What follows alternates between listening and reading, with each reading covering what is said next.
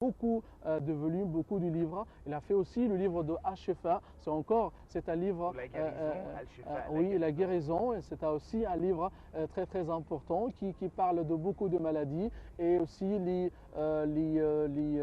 qu'est-ce qu'on dit là concernant les maladies, les causes de maladies et comment ouais. la remède et les médicaments aussi, de comment confronter la maladie et l'épiderme. C'est beaucoup de choses qu'il a raconté à Vicine. Et pour ça, le livre de la loi de Ibn Sina reste la référence principale en Europe sur la médecine à travers le Moyen Âge et jusqu'à la période de Renaissance européenne, parce que c'était leur science et leur connaissance médicale, alors c'était basé sur tout ce qui est mentionné dans le livre de Ibn Sina, la loi ou le canon de la médecine. Donc, pour résumer, nous avons Ibn Khaldoun avec El-Muqaddima qui a fondé la base de la sociologie avec sa méthodologie, etc.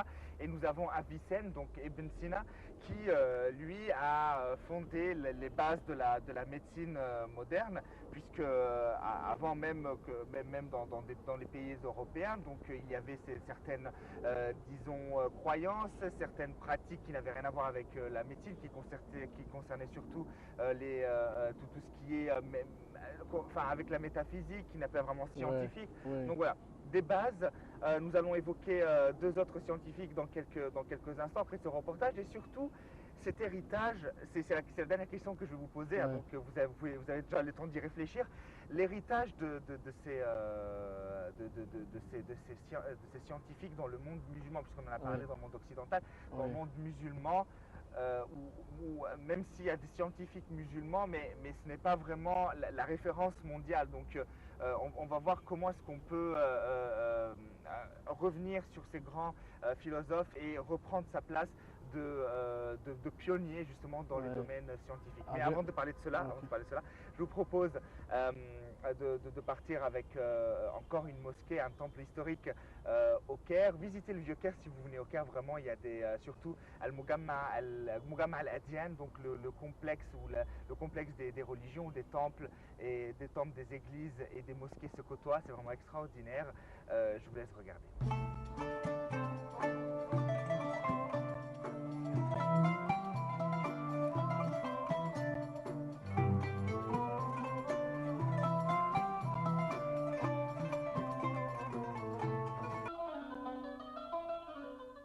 La mosquée El-Sadat El-Wefaiya se situe dans la rue El-Tounsi au pied de Mokattam, précisément entre le mausolée d'Aboul Saoud ibn al-Ash'ar et le mausolée du cheikh Taqi-el-Din ibn Ata'illah Sakandari.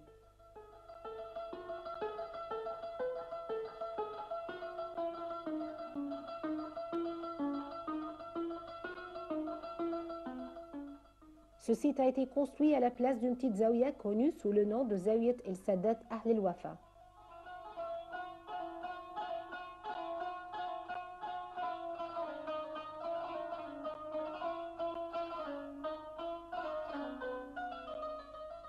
Le ministre Izzat Mohammed Pacha, sous l'ordre du sultan Abdelhamid al-Osmani, a reconstruit la mosquée actuelle en 1191 de l'Hégire 1777 après Jésus-Christ.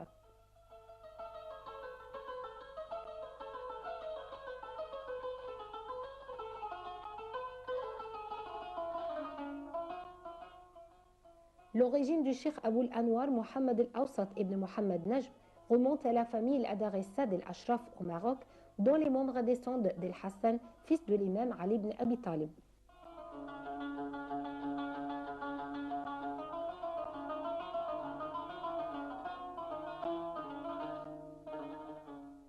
Le plus grand et le plus connu des fils de cette famille est Mohammed Wafa, constructeur de cette mosquée.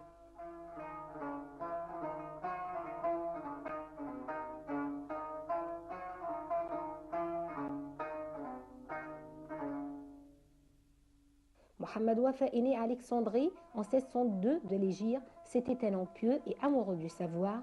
Il est mort en 1665 de l'Hégire, 1363 après Jésus-Christ.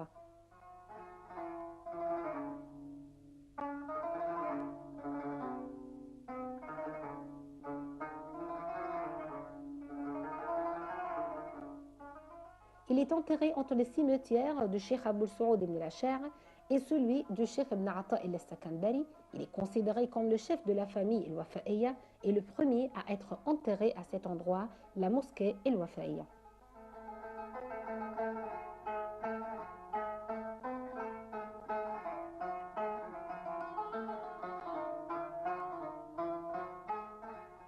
On a donné le nom d'El Sadat El-Wafa'iyya à ses fils et ses petits-fils. Cette mosquée n'a pas été construite dans le style ottoman comme c'était l'habitude à l'époque, mais dans le style mamelouk avec un sahn de taille moyenne entouré de 4 iwan.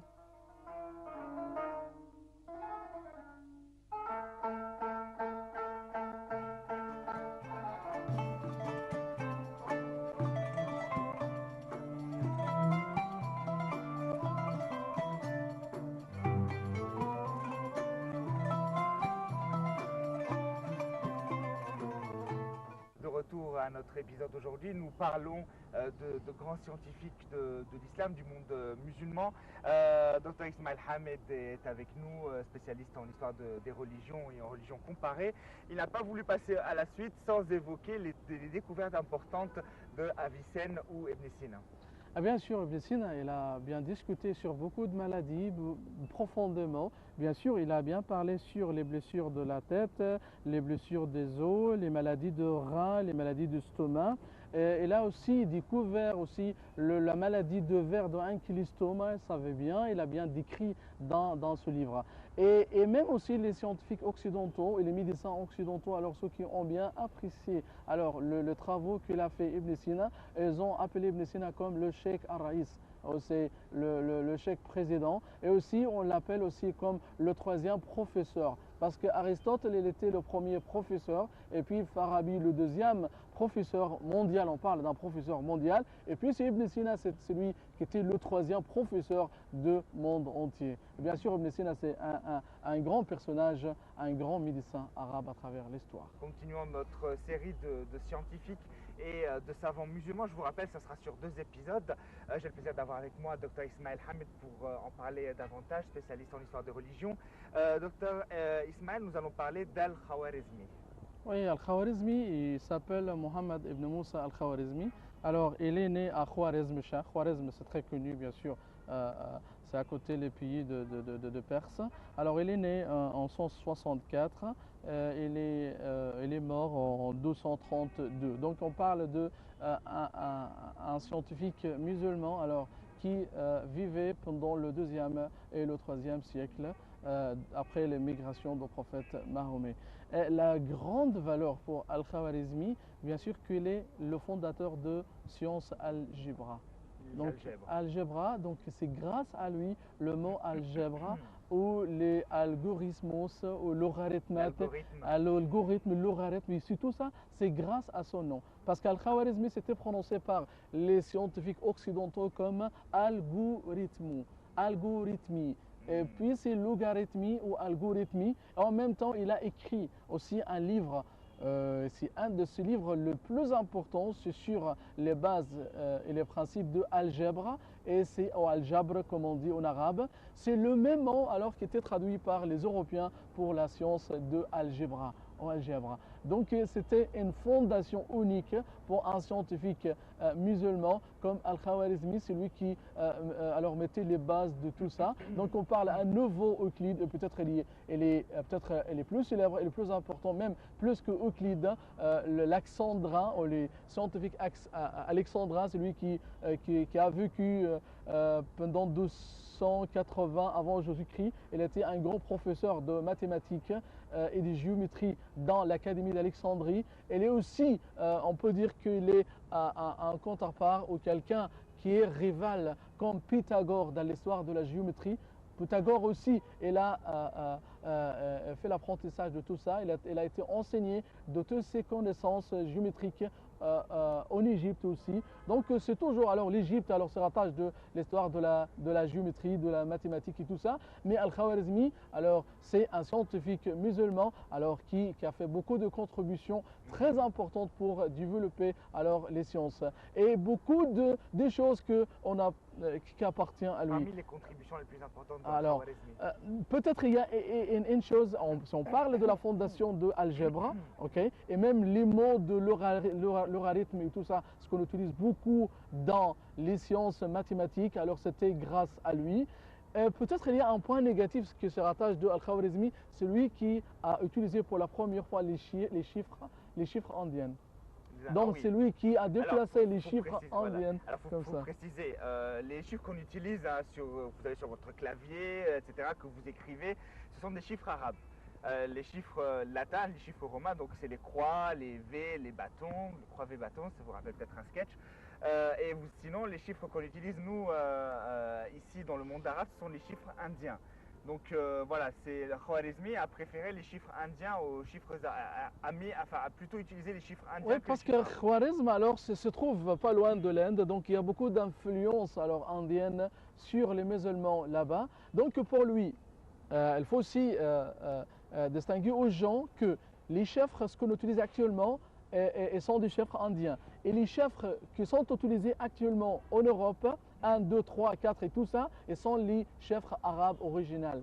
Donc, mais c'était Al-Khwarizmi qui préférait alors d'utiliser les chiffres indiens au lieu des chiffres arabes, et c'était peut-être un point négatif qui se rattache de lui. Même il a fondé une nouvelle science de algèbre, de mathématiques et tout ça. Il a fait beaucoup de contributions, mais aussi ça rattache de lui aussi alors d'utiliser les chiffres indiens et tout ça. Mais en même temps, on ne peut pas dénier la valeur historique, la valeur scientifique de Al-Khwarizmi alors pour développer les sciences de mathématiques et de tout ça. Oui, alors des mathématiques, justement, le numérique aussi a été développé, et le numérique, c'est la base de notre société aujourd'hui. Hein, oui. Le portable, la tablette ou l'ordinateur, tout ça est parti sur des bases numériques qu'a fondé Al-Khwarizmi. Oui, bien sûr, c'était Al-Khwarizmi, alors celui qui a fait beaucoup de choses. Et comme déjà dit, son livre Algebra, alors c'est ça, c'est qui reste jusqu'à présent. Et c'est le même nom qu'on utilise jusqu'à présent. Il n'était pas uniquement aussi spécialiste de mathématiques, de la géométrie et tout ça. Encore, il était un géographe. Il a fait un livre très très important qui s'appelle L'image de la Terre, ou Surat al-Ard. C'est un livre très très important alors qui montre la géographie du monde et tout ça. Il était aussi un grand astronaute. Il a fait des livres aussi sur l'astronomie et tout ça. Très bien. Alors vous avez vu, on a fait vraiment le tour, différentes sciences, sociologie avec Ibn Khaldoun, médecine avec Avicenne ou Ibn Sina, Al-Khwarizmi, les algorithmes, algèbre, enfin les sciences, les mathématiques, les scientifiques arabes et musulmans ont vraiment influencé les découvertes et les sciences dans le monde. Merci à vous, Dr Ismaël Hamid. Je rappelle, vous êtes écrivain dans les religions comparées et écrivain de l'histoire des religions. Donc je vous retrouve dans 2 semaines, donc le prochain épisode, pour continuer notre tournée vers les scientifiques musulmans, Inch'Allah. Merci à vous de nous avoir suivis. On espère que nous avons pu vous apporter des informations qui vous ont été nécessaires, qui vous ont permis de mieux comprendre l'islam qui vous entoure. Merci à vous, je vous retrouve très bientôt. Assalamu alaikum.